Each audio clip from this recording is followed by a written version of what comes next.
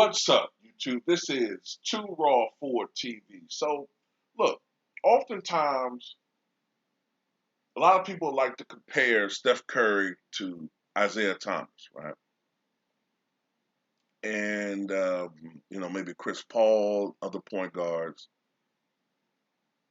And I would often say I have a hard time doing that because Steph Curry to me is not a true point guard. And I've said, well, you can make the argument that Steph is not a great traditional point guard.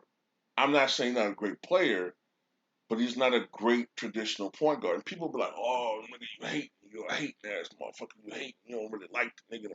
I'm like, no, it's his game is different than Zeke's, and I'm glad Zeke put this out there because now people can see what I'm talking about. Okay, so it's a more reliable, trusted source than just this nigga on YouTube talking, right? So Isiah Thomas said on the Rich Eisen show, and I'll put a link to this in the pinned comment in the comments. He said he doesn't see Curry as similar to himself. Instead, he sees him more like Allen Iverson. Now, this is what Isiah Thomas had to say. When I look at Steph Curry now, you know how I talk, all soft and shit. When I look at Steph Curry now, I see him more Allen Iverson than the Isiah Thomas conversation because Iverson came to the game with one thought in mind, and that was to score the basketball. Curry comes to the game with one thought in mind, and that's to score the basketball. And they are great scorers at that position. Magic and I came to the game and had to achieve perfect balance, where we had to score and assist. We had to have a different mindset other than just being scorers. So I look at Curry and Iverson basically in the same way.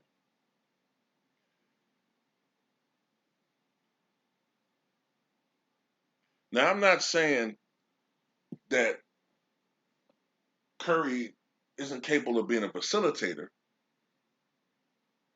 but he primarily approaches the game from a scoring standpoint. But he does play within the system. He could be more selfish than he is. He could definitely be more selfish than what he is. But he's more of a guy that focuses on scoring, especially the last couple of years. Allen Iverson, people forget this, did average over 6 assists per game for his career. He averaged over 6 assists. I think one year AI averaged 8 assists. One year, I think 8. So he definitely could facilitate passes. Remember, he did this in a much slower paced era. So can you imagine how many assists AI would average today?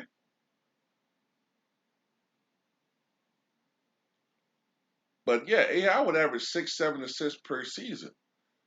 The difference is that Steph Curry is the greatest three-point shooter the game has ever seen. Arguably the greatest shooter of all time. I still say arguably. Arguably.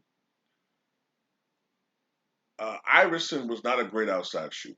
Only 31%, I think, for his career from outside versus 43% for Curry. I do think that Iverson is an underrated mid-range shooter. Okay, I remember him being pretty decent from mid-range, pretty good from mid-range. The problem is that AI, when he played on those Sixers teams, the spacing was horrible. Even for the era that they played in, the spacing was atrocious. So defenses had a tendency to key in on AI, and as a consequence of that, you combine that with his size, he wasn't the most efficient scorer. And I used to get on him about that shit back then. I really did. But that's when I was younger and didn't really know as much about basketball and different shit. I used to like, oh man, 9 for 30, 7 for 24. Hey man, why is he shooting such a bad percentage? But then you look at this. You look at the fact that he shot 42.5% for his career, right? And then you look at, and I hate to point him out, but you look at Tracy McGrady, who shot 43.1% or something like that, and you say to yourself, well, wait a minute. McGrady is 6'7". McGrady played with Yao Ming. McGrady played with some other, I'm not saying he played with Bill Russell level talent, but he played with some more talent. Al Iverson, for the most part in his career, didn't play with another great player in his prime. Plus, he's only 5'11", so that's not really that bad, you know. When you consider the era that he played in and the average field goal percentage was 43, 44% for a guard, no, it's not that bad, you know. Iverson was smaller. Iverson is a little bit more tenacious in his approach than Curry, but Curry has worked on a lot of his weaknesses. He's an improved defender. He's gotten stronger, you know what I'm saying, which helps him as far as his endurance and him being able to deal with more physical defenses. Uh, they try to stop him. Iverson was just relentless, had the heart of a champion, the heart of a lion. AI was naturally more athletic than Curry. One of the greatest crossovers in the history of the game. But Curry is just a phenomenal shooter. So I'll put it like this: Curry is a greater shooter, far greater shooter. Iverson was a more what's the word I want to use? A more prolific scorer. In that I mean he didn't he wasn't as willing to defer as Curry is at times. You know what I'm saying? Iverson was not going to be stopped. At least in his mind, he wasn't going to stop. He wasn't going to bow down to anybody. So, but yeah, other than that, man, I could see the comparison. I could definitely see the comparison, especially watching these in these finals.